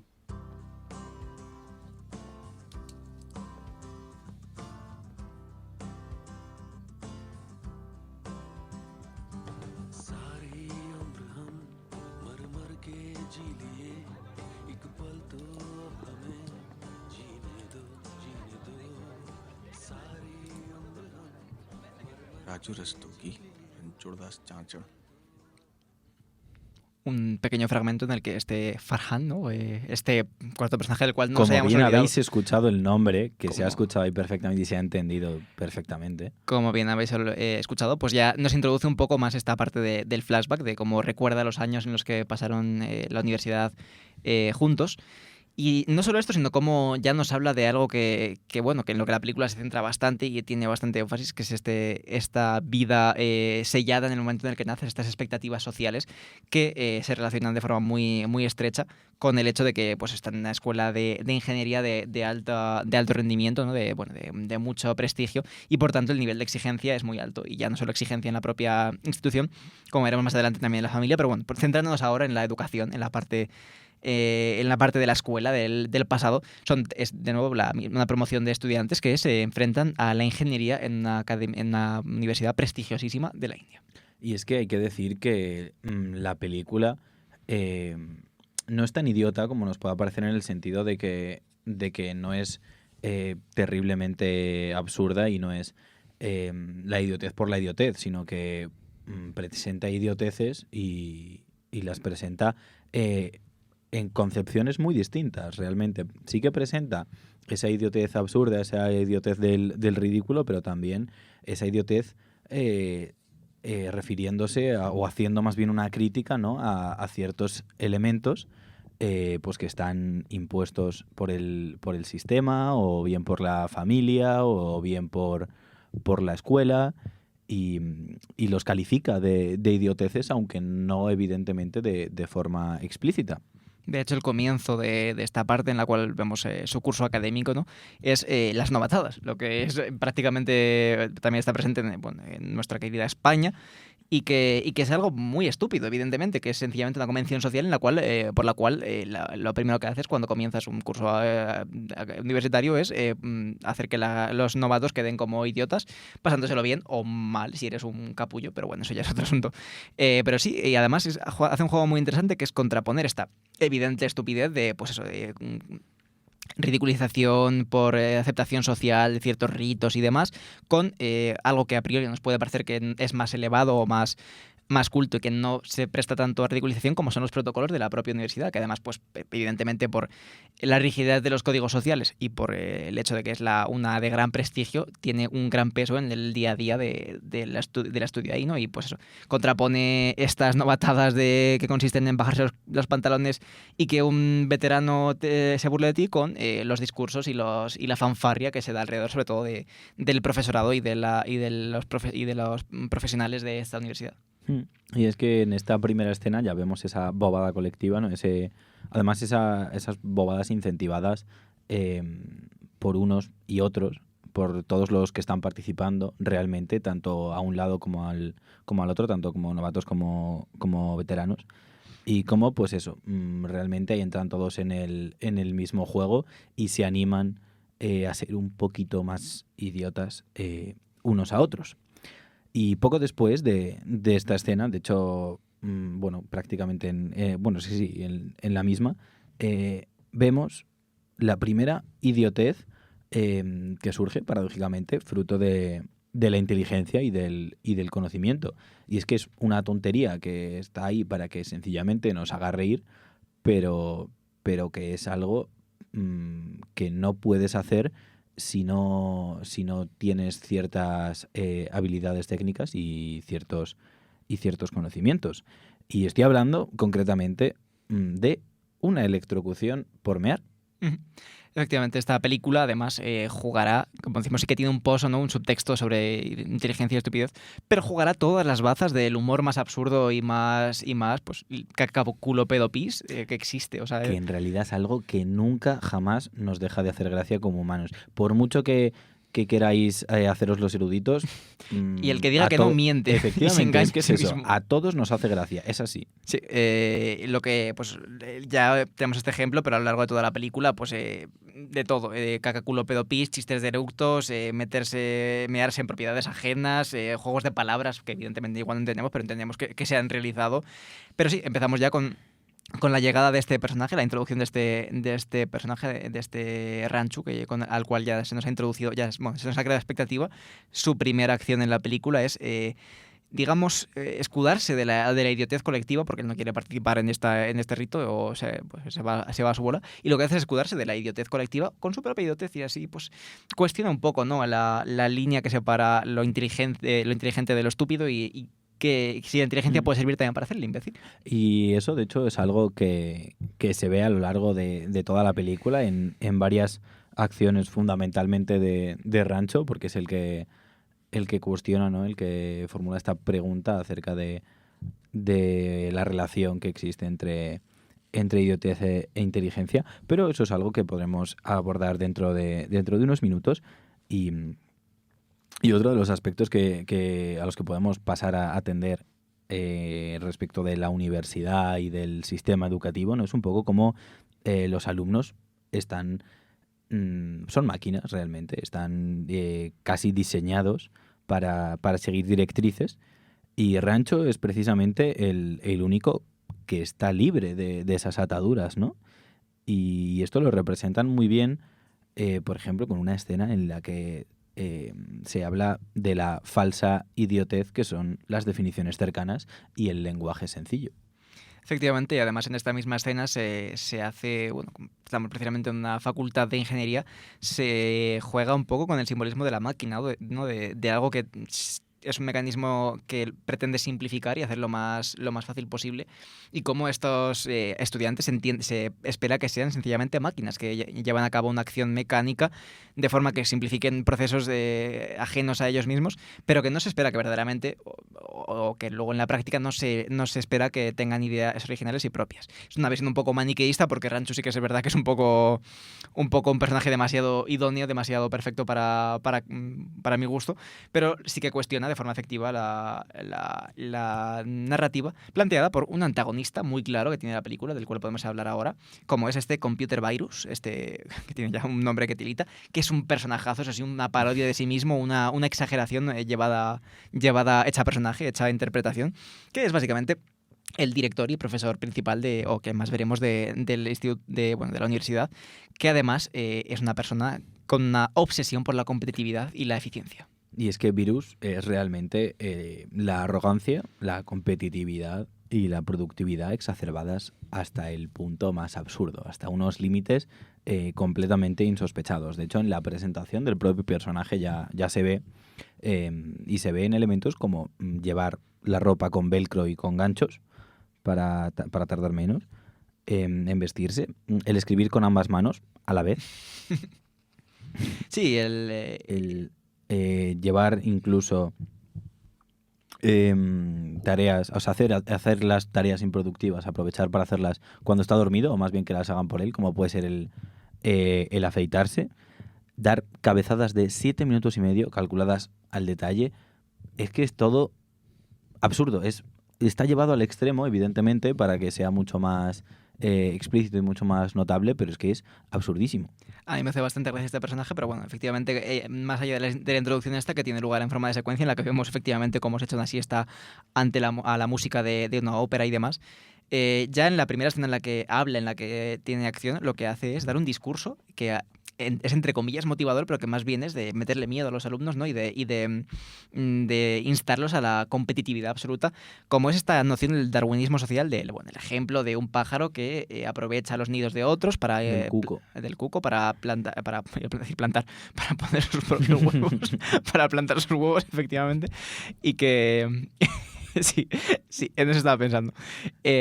Y cómo, pues he eso. hecho un gesto con mis manos. Sí, los ha hecho. Y no, eso, como hay que, pues eso, ser competitivo, esforzarse por no solo ser mejor tú mismo como individuo, ya olvidando los grupos, sino si puedes perjudicar al otro para estar aún más por encima de él, mejor.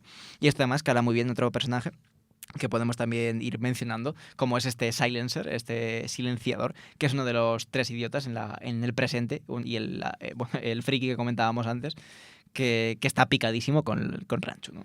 Y de este discurso cabe destacar también cómo se atiende, ¿no? O se señala como el propio discurso en sí mismo es una idiotez, con la mofa por parte de un personaje que aparece poquito, pero que aporta bastante en algunos momentos, como es MM o WM o Millimeter, o bueno, tiene varios nombres, ¿no? Pero sí, que es un chico de las tareas que anda por allí por la universidad pues haciendo recados a cambio de una tarifa fija, ¿no?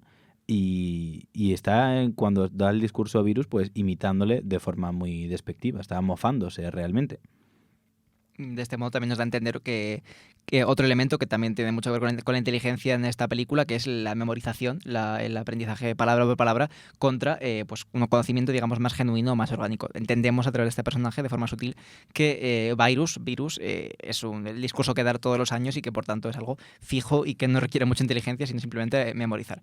Y además, bueno, de este discurso, o más allá de este concretamente, hay otros discursos paralelos que también son igual de absurdos, porque también ilustran muy bien la filosofía filosofía del personaje, como son el ejemplo de los espermatozoides llegando al óvulo, haciendo una competición para llegar al óvulo, como en este darwinismo llevado al extremo de tienes que ser el mejor para siquiera existir, o el ejemplo de la segunda persona que llegó a la luna, como que no se sabe su nombre y demás, que pues son todos ejemplos llevados, o sea, que tienen como objetivo, esto lo comentábamos como algo negativo en el programa de la mediocridad, de hacerte sentir que es el segundo, es absolutamente terrible, incluso peor que ser el último.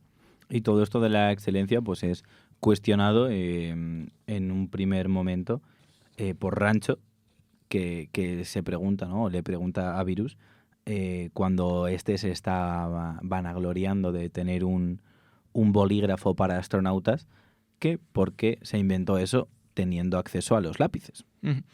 Pero bueno, hay mucho de esto, ¿no? De este Ranchu dejando en evidencia a Virus. De nuevo, es algo muy maniqueo, pero que se da muy a menudo como pues eso, esta vanidad, este personaje que es vanidad hecha persona, se nos muestra cómo es perjudicial para él, cómo es una persona demasiado estricta, demasiado rígida, y que representa muy bien cómo ridiculizar lo solemne, ridiculizar el protocolo, ridiculizar lo rígido, la rigidez que representa a Virus.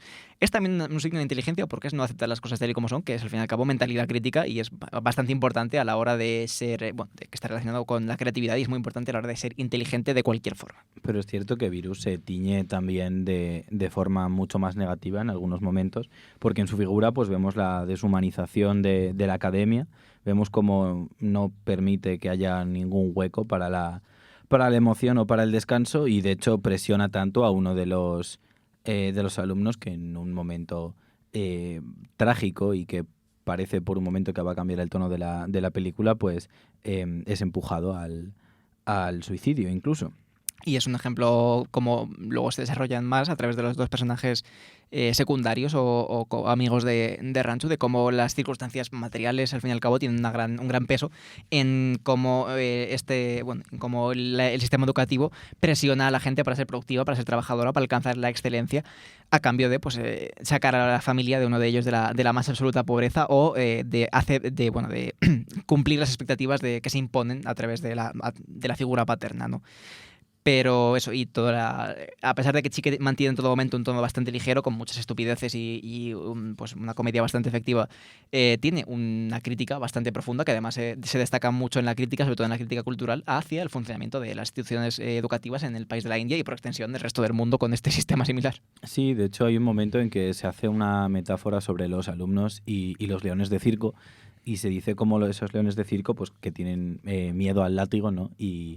Y no están realmente educados, de un león, igual que de un león no dirías que están educados, sino entrenados, pues lo mismo pasa con los estudiantes. Y por tanto a lo que se dedican a lo largo de toda esta parte un poco más del pasado, que vamos a omitir partes, porque yo por ejemplo una parte que lo creáis o no consiste en un parto por videollamada utilizando una aspiradora como ventosa de succión. Es una película, desde luego que existe, pero bueno, yo emitiría unas cuantas partes porque es gran parte del metraje, pero sí me centraría en cómo, a pesar de sí que cuestionar y de dar a entender, dar el contexto de que estos personajes están presionados por sus circunstancias y demás, la estupidez, la constante falta de vergüenza, la cara dura, el hacer el imbécil, sí que pues es un actor relativamente revolucionario y sobre todo quería destacar un punto que no sé si coincidirás conmigo, que es un plagio de Aquí no hay quien viva. ¿Cuál? En el momento en el que salen del examen y no le quiere recoger el examen porque ha llegado tarde, la broma de ¿sabes quiénes somos? No, y salen corriendo. Eso está bueno. Aquí no hay quien viva, tío. Cuando hay algo de así en Aquí no hay Emilio quien viva, lo ¿no? hace en Aquí no hay quien viva años antes. Y es exactamente el mismo chiste. Pensaba que te acordarías. Pues no me doy cuenta ahora de ese episodio de Aquí no hay quien viva. Luego te paso el fragmento si lo encuentro. Pero bueno, esto es simplemente una cosa que me hizo gracia y que literalmente tiene que ser un plagio porque es exactamente igual. O a alguien se le ha ocurrido la misma idea y si alguien ha copiado a alguien, desde luego es esta película Aquí no hay quien viva. Solo tenía que destacar eso. Y si quieres podemos hablar un poco de la parte del presente. Pero antes de nada voy a hablar de otro tipo de idiotez. Una idiotez con... Bueno, otra noción realmente de idiotez. O una idiotez con otras características. Y es que es una idiotez verdaderamente útil a lo largo de la película, pero que se presenta en este primer momento en la universidad, ¿no? Y es la máxima esta de Alice Bell, que es, bueno, es all is well en inglés, vaya, pero pues eso... dicho con acento indio, supongo. Es que A lo largo de toda la película se usa como un idioma que no es ni hindi ni inglés, sino una mezcla entre los dos. Pero vaya, el caso es que lo repiten como un mantra y se convierte en algo verdaderamente útil, aun siendo una gilipollez soberana, que no tiene realmente ningún efecto y que ellos mismos son conscientes de que no tienen ningún efecto real.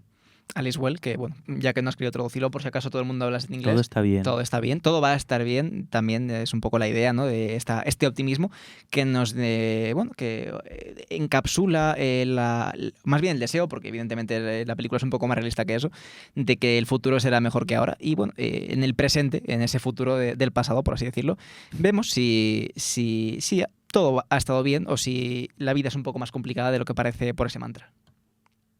ओए चैंप तू अंदर ही रह भाई बाहर बहुत सर्कस है वही सर्कस का रिंग मास्टर है ना तेरा नाना वो हंटर घुमाएगा और बोलेगा भागो लाइफ इज अ रेस भागो इंजीनियर बनो लेकिन तू वही बनना जो तेरा दिल बोले ज्यादा डराएगा ना अपने दिल पे हाथ रखना और बोलना all is well He kicked.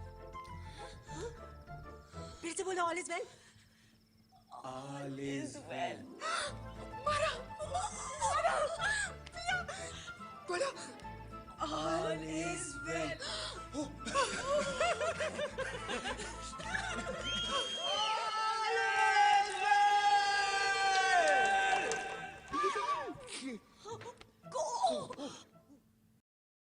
Efectivamente, oscilamos aquí entre dos tonos muy diferentes.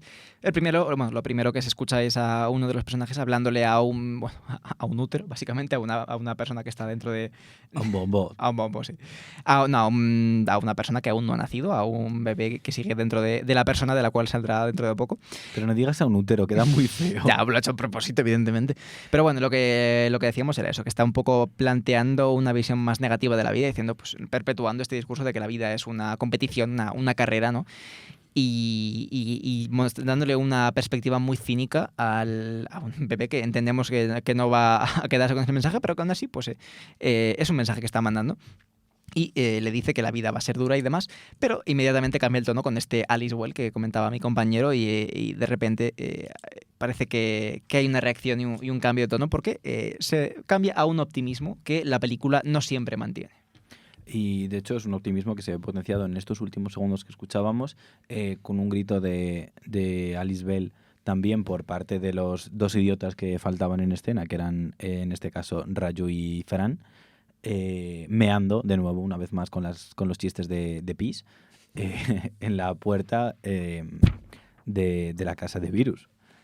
Sí, efectivamente, y volvemos y ya nos enfrentamos un poco a esta vida, ¿no? A esta vida del presente, de cómo se ha desarrollado su vida después de la etapa universitaria y cómo todas estas idioteces que han llevado a cabo a lo largo de la época universitaria, pues tanto las buenas como las malas, tanto las buenas decisiones como las malas tienen su repercusión y por tanto después del optimismo de esta época, pues vemos cómo ha salido la cosa, ¿no?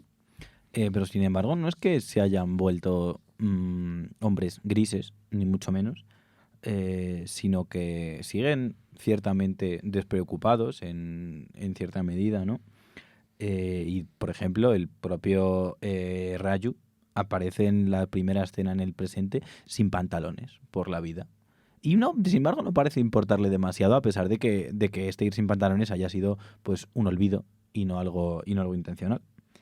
Es una película bastante extraña, pero bueno, sí que juega un poco con el tono en el momento en el que sí, ahí los personajes se mantienen vivaces, se mantienen en todo momento pues entretenidos, ¿no? para nosotros, pero también sí que se critica un poco, sí que se cuestiona el mundo en el que se mueven estos personajes, ¿no? Este momento, por ejemplo, en el cual se dice que en el barrio en el que viven los padres de uno de los personajes, una pizza tarda media hora, pero una ambulancia tarda 2 horas, que bueno, que es un poco un ejemplo muy claro, así como multitud de referencias a la escasa capacidad de esta misma familia, porque pues tienen que pagar medicinas y demás, que como todo en esta película se toma como material para bromas de mayor o peor calidad, pero que son parte del relato y que sí que se entienden como un intento de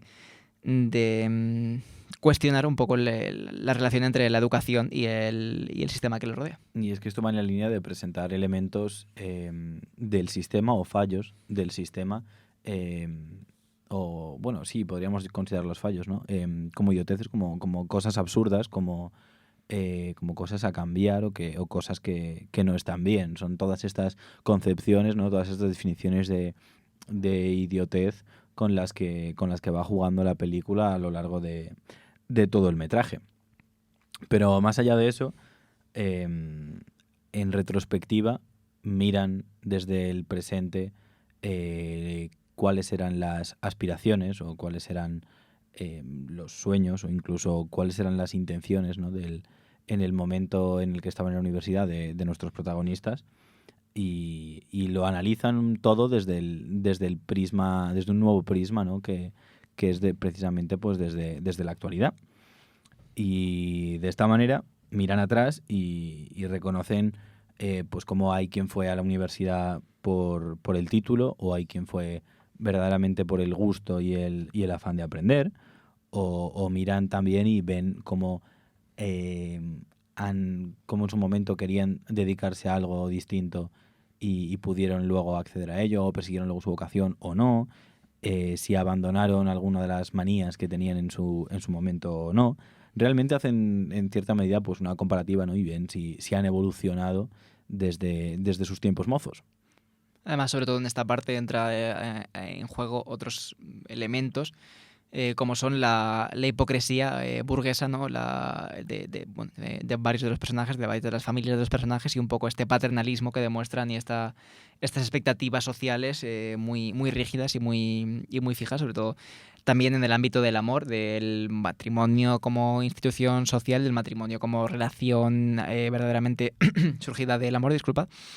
Y de cómo, pues eso, se cuestiona un poco el matrimonio de conveniencia, pero asimismo vemos a los personajes, concretamente a Pia, que es el interés romántico del protagonista, y un personaje también bastante interesante, cómo a pesar de su idealismo y del tratamiento tan humano que se le da, se le muestra en el presente diegético perfectamente dispuesta y a puntito de casarse con un hombre que no le gusta en absoluto por convenciones sociales y por esta mentalidad, ¿no? de la burguesía, de encontrar el acomodo a través de los vínculos familiares, a través de monetizar los vínculos familiares. Y este personaje, este Ranchu, como siempre siendo bastante ungariestú, ¿no? Un personaje demasiado perfecto, revela esta hipocresía a través de salsa de menta, básicamente, de echarle salsa de menta a todo, y revelando así la hipocresía y la falsedad de la gente pudiente, de la gente burguesa. Sí, es que es verdad que Rancho es pues demasiado perfecto y va pues allá por donde pasa, ¿no? Va abriendo los ojos a la gente y va marcando paquete, realmente. Sí. Va imponiendo su ley un poco. Pero bueno, todo esto de lo que hablas también lo vemos reflejado en el presente en cosas como el absurdo de asociar profesiones a género, incluso ya más allá de las expectativas que se puedan tener. Y de hecho, en el fragmento que escuchábamos antes, el propio Rancho le decía a ese niño no nacido, a ese infante no nacido, cómo iba a ser ingeniero en caso, o sea, iban a esperar que fuera ingeniero en caso de que fuera niño, y si fuera niña, pues iban a esperar que fuera doctora. Y eso que faltan todavía varios años para saber siquiera qué género tiene y si es que tiene alguno. Que es otro asunto completamente distinto. Pero bueno, también... Es verdad que la película es de 2009 y sí, en su momento pues no iban a plantear el no binarismo. El discurso de género no estaba tan evolucionado y desde luego una película comercial no. Efectivamente. No, pero evidentemente no. Pero lo que sí también está relacionado es como se nos revela que en esta misma familia con la cual van a nacer pues una nueva persona, otro niño más, otro hijo más, ya ha habido un caso de nuevo suicidio por exceso de expectativas familiares, imposiciones no deseadas, y como es un secreto a voces en la familia que el motivo para esta decisión fue precisamente la imposición de este mismo virus, de este mismo antagonista, desde que le imponía un futuro que esta persona no quería en absoluto. Y de este modo, aunque sí que mantenga un tono demasiado liviano, demasiado o excesivamente ligero para mi gusto, en algunos momentos se plantea una problemática que, bueno, que evidentemente, aunque no la trates con mucha profundidad, si es una película comercial en un país con casi probablemente más de 1.000 millones de habitantes, pues mira, simplemente poner ese tema sobre la mesa ya algo hará y tratarlo con la seriedad y la estupidez que se merece, pues algo hará. Y de hecho no es la única, bueno, iba a decir no es la única, de hecho hemos hablado ya de 2 suicidios en la película, ¿no? Y hay un tercero, o más bien un intento del mismo, en un momento dado en el que Raju, uno de los protagonistas, se lanza al vacío, precisamente también, de nuevo, debido a la presión que ejerce Virus sobre él, pues proponiéndole, no, más bien chantajeándole, con que o le expulsan a él de la universidad, de la escuela de ingeniería, o expulsan a Rancho, y en ese brete en el que tiene además 7 minutos y medio, que es el tiempo que tarda en echarse una cabecita a Virus para elegir, él decide abre una tercera vía realmente. Que decide es no, básicamente. Sí. Su respuesta es no. Y abre esa tercera vía, que es lanzarse por la ventana, lo cual, eso sí, hemos de decir que representa muy claramente, ¿no?, ese vínculo tan fuerte que habían generado estos 3 idiotas y que sigue durando hasta el presente. Es que Virus precisamente es capaz de ejercer tanta presión sobre sus alumnos, ya no solo por su propia presión férrea en la universidad, sino por la directa y estricta relación entre el rendimiento académico y lo que luego será el acceso al mercado laboral, que se ve pues muy condicionado precisamente por estos expedientes académicos en los cuales además los dos personajes que acompañan a Rancho son consistentemente los peores. Pero bueno, el caso es que todo esto tiene su efecto en el presente, y en el presente precisamente nos encontramos a 2 personas a las que no les ha ido tan mal la vida. De hecho, se nos muestra una perspectiva bastante optimista, y en esta coyuntura pues se van a buscar a su amigo Ranchu, que no ha llegado a la cita, y tras obtener una pista de donde puede estar, se van en una pequeña road trip a ver qué es de su vida. वो हमारे मालिक का बेटा था। सब लोग उसे छोटे बुलाते थे। माँ बाप के गुजरने के बाद भी पापा ने उसे घर में रहने दिया। घर के और जॉब्स करता था, पल बदलना, अंडे ब्रेड ले आना, इस्त्री करना, लाइक पढ़ने का बड़ा शौक था। वो मेरा पुराना यूनिफॉर्म पहन के स्कूल में घुस आता था। जो क्लास पसंद आए उसमें जाके बैठ जाता था। मैं उसका फायदा लेता था, उससे अपना होमवर्क भी करवाता था और एग्जाम के पेपर्स भी लिखवाता था। मेरी अच्छी कट रही थी। फिर एक दिन मास्टर जी ने देखा कि 6ठी क्लास का एक बच्चा 10वीं के मैथ्स प्रॉब्लम सॉल्व कर रहा है। कौन सी क्लास में हो बेटा? नाम क्या है तुम्हारा? हम पकड़े गए। पापा बड़े आदमी थे, इसीलिए मास्टर जी ने प्रिंसिपल को बताने से पहले उन्हें बताना ठीक समझा। शुरुआत तुमने की है तो खत्म तुम ही करोगे। पूरे हिमाचल में लोग मुझे सलाम ठोकते हैं, पर मेरे घूमते ही मेरी पीठ के पीछे अंगूठा छाप कहते हैं। मेरे बेटे के साथ ऐसा नहीं होगा। इसे विद्या चाहिए और मुझे सिर्फ degree.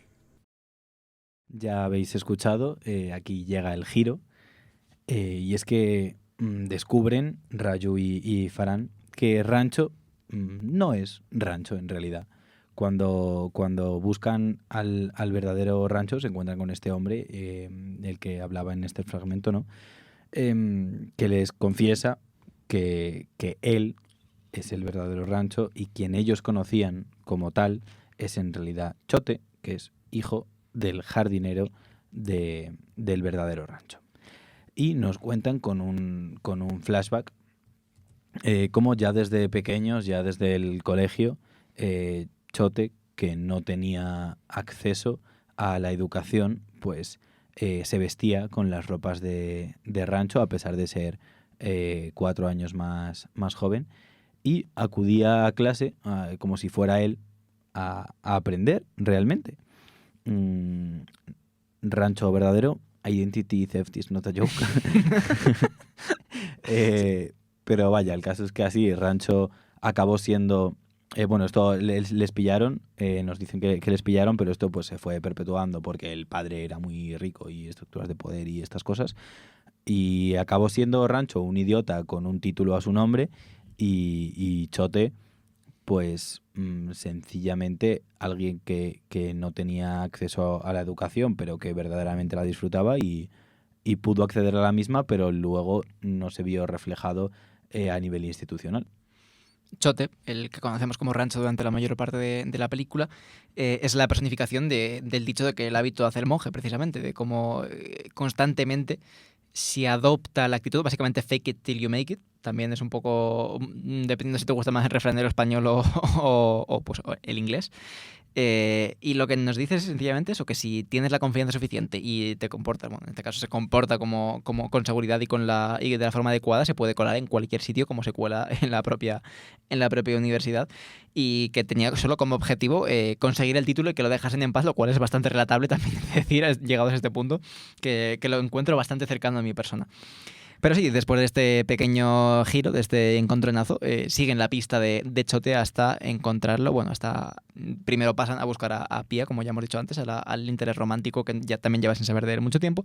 Y finalmente se encuentran a Chote de profesor o de incluso director de una escuela más empobrecida, pero en la cual vemos que ha dejado su huella porque lo ha convertido desde luego en un lugar como mínimo bastante caótico y bastante interesante.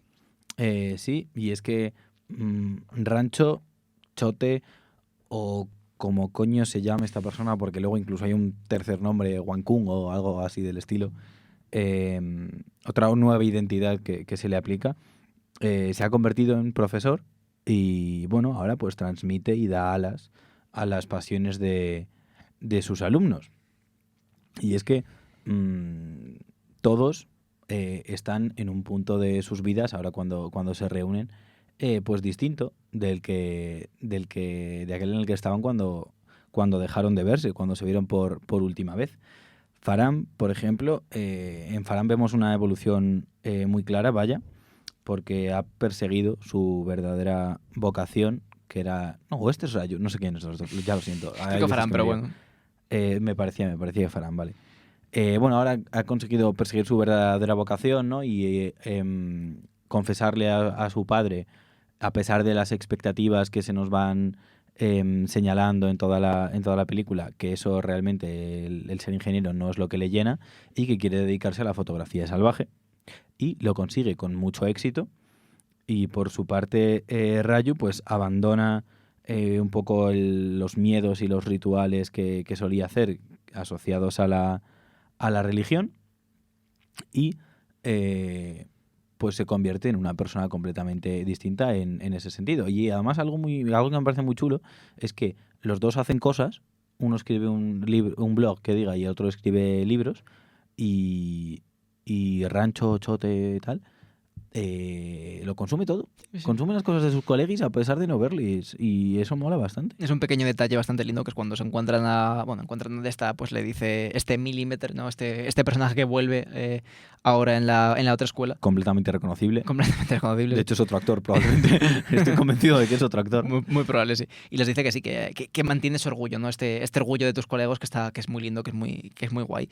Pero bueno, yo en este punto, es una película, como yo digo, muy entretenida, muy interesante, técnicamente muy bien hecha, pero sí que cuestiono mucho el fondo de la propia película, y es algo que podemos discutir aquí si tienes también una opinión similar o diferente, de cómo no es tampoco muy difícil de ver que la película no lanza ningún mensaje muy progresista ni muy esperanzador sobre la inteligencia y la estupidez, sino que se queda en el optimismo más superficial y más aburrido de decir, no, es que Rancho verdaderamente es el puto amo de todo lo que hace, que es, de nuevo, un personaje que es muy entretenido de ver, pero muy poco interesante de analizar, porque es pues un Garistú.